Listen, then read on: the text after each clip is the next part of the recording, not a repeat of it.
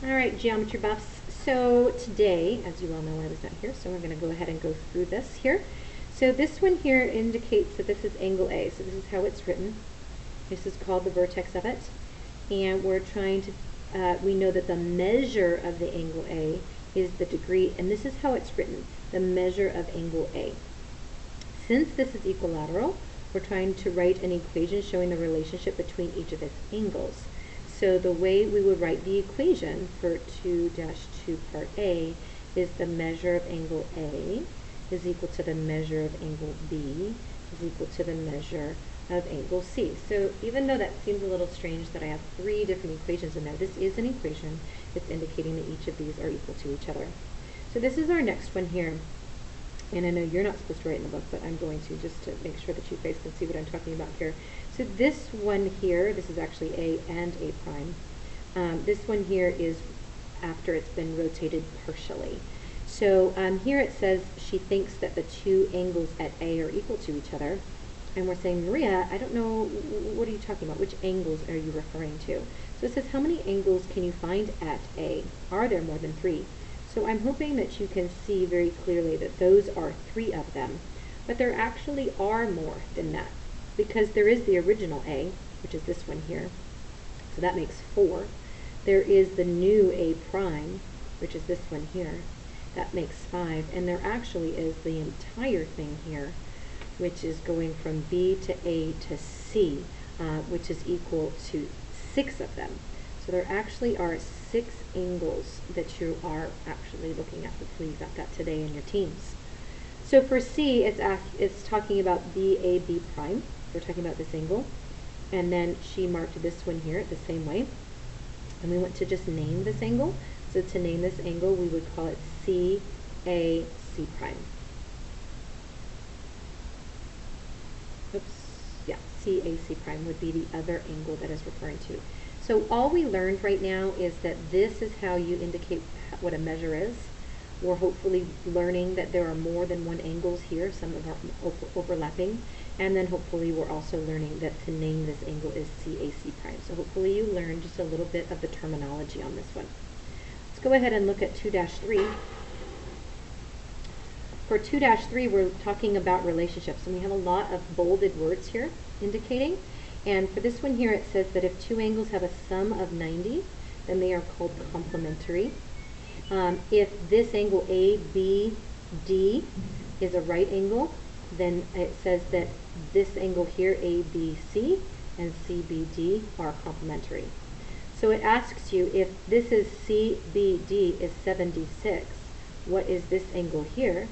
And to show how you would get that answer, you would have your 90 minus your 76, this is just one way of doing it, would be equal to 14 degrees. So that is one way to show how you would get that particular angle there.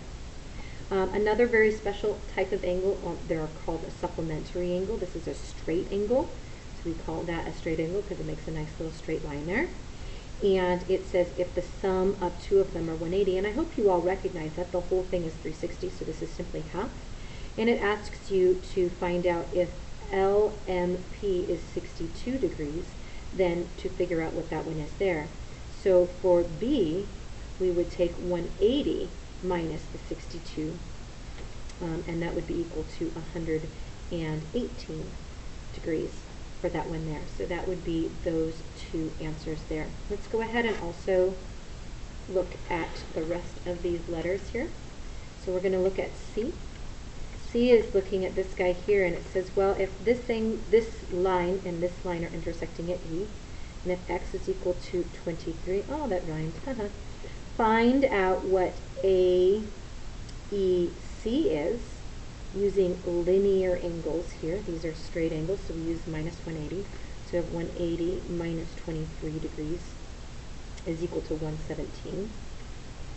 Also find out what DEB is, and for the same exact reason, do you see this is also 180 over there? So that is also, okay, so this is the measure of angle AEC. And then we also want the measure of angle DEB. So we're learning how to write our angles here. And the way that I do that same exact way. so I also get 117. And then we're also finding this angle down here. So if this is 117, then these two angles here, that's key. I want to make sure everyone sees this, that these two angles here are supplementary angles. Those are our straight angles. And that gives us our 23 degrees.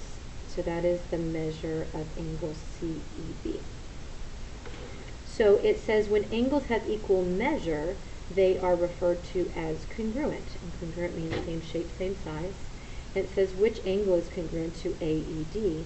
And we see that this one here, if that was 23, and this was 23, that for D, we would say it's the measure of angle CEB is equal to that measure up there. Now it gives you one more thing. This is so full of words here, so hopefully you guys are catching all this stuff.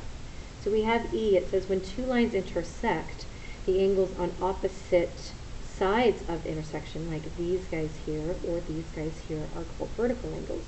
For example, in the diagram, AED and CEB are vertical angles. It says find another pair, and it kind of gave away the farm there.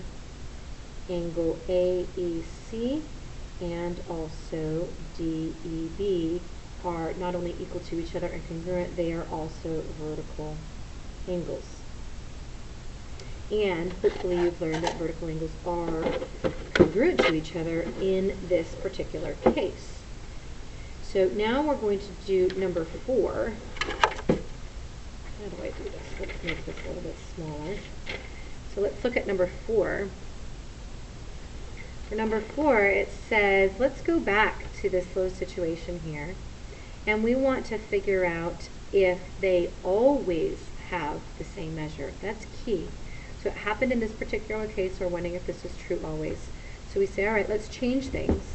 Let's have it be that CEB is if X is 54 degrees. So we're changing things. We're saying, what if this is 54? What is this? And to show all work, we're not just saying it's equal. That's not showing any work. We're showing the work of things we know for sure. Again, we're trying to figure out if they always are. So we know that these are always linear, which makes this 126 degrees, because that was 180 minus 54 is 126. And I do then again 180 minus 126 is equal to 54.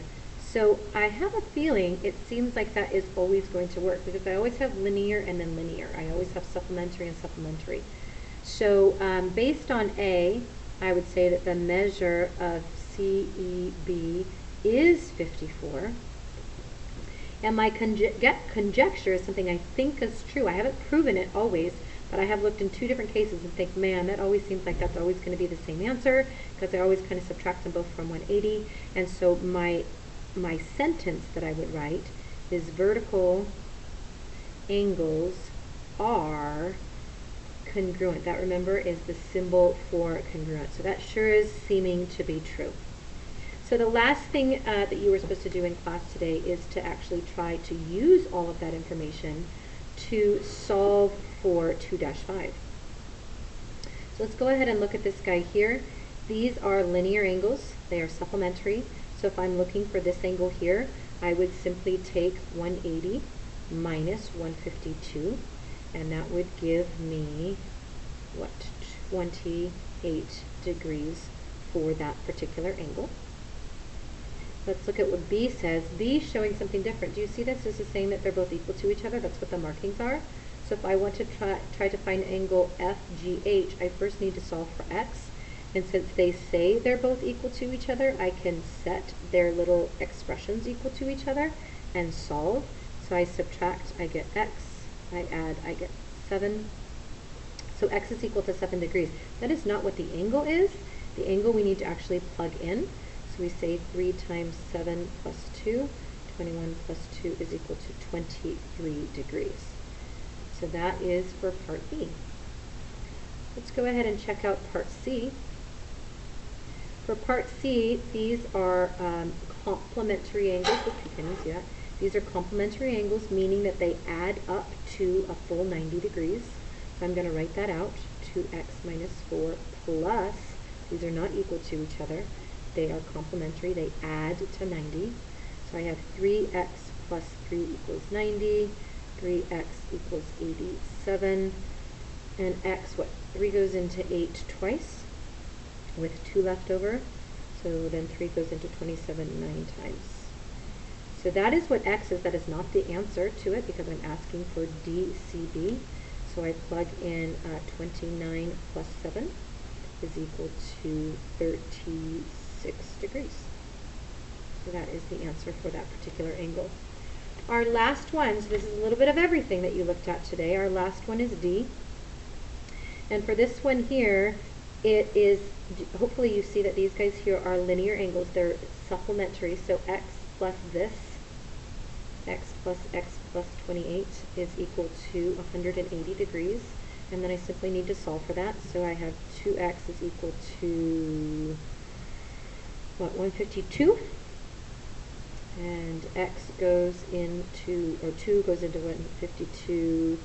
I'm going to use my calculator just so I make sure I don't make a mistake here. So I have 180 minus 28. No, I need to type that in right. Is equal to 152, and then I divide that by 2, and sure enough I get 76. Okay. So this is 76 degrees, which is LPQ. No, it's not. But if this is 76 degrees, then if I subtract that from 180, I get that LPQ is equal to 104 degrees, because again I subtracted 76 from 180 to get that. And I also needed LPN, which hopefully you got from number 3 are congruent to each other.